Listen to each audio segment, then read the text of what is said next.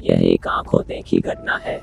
एक बार गर्मी की छुट्टियों में मैं और मेरी बहन मामा के घर घूमने गए थे। मामा के घर में नानी मुझे बहुत प्यार करती थी और मेरी बहनों को ये पसंद नहीं आता था, क्योंकि वे थोड़ी शरारत वाली और थोड़ी मस्ती भी करती थी। एक दिन मेरी माँ की तबीयत अचानक खराब हो गई। तब मेरे मामा मुझे मेरे घर ले आए।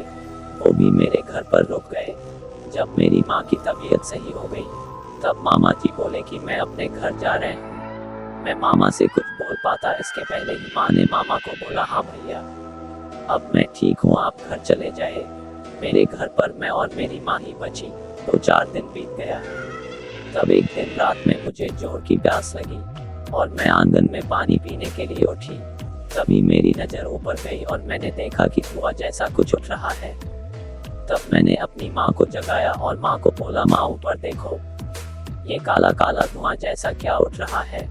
मेरी माँ समझ गई कि यह मेरी चाची की आत्मा जो मुझे लेने आई थी, क्योंकि मरने से पहले मेरी चाची ने कहा था कि मैं तुम्हारी बड़ी बेटी को छोड़ूंगी नहीं।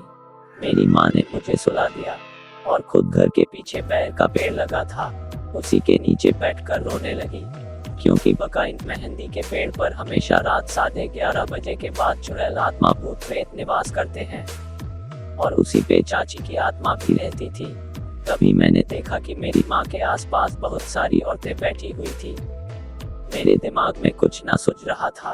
फिर मैंने हिम्मत करके उनके पास जाने लगी और माँ के कुछ दूरी पर खड़ी हो गई।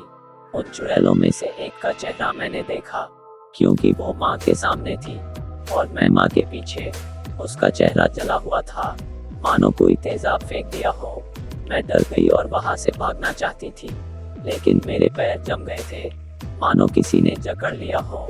फिर मुझे कुछ याद आया।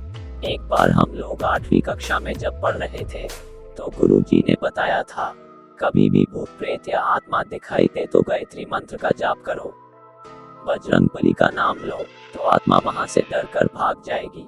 उस वक्त यह बात मुझे याद आ गई और मैंने वैसा ही किया जैसे गुरुजी ने बताया था। आज मैं और मेरी माँ सही सलामत है, लेकिन जब से मेरी माँ के साथ ऐसा हादसा हुआ था, तब से माँ को थोड़ी भूलने की बीमारी और थोड़ी डरने की बीमारी हो गई और एक कमरे में बंद रहने लगी, क्योंकि बाहर अभी भी चाची की आत्मा दिखाई देती है। लोग बोलते हैं कि यह असत्य है, लेकिन जिसके ऊपर बीतती है वही जानता है। तो दोस्तों, कैसी लगी आज की कहानी?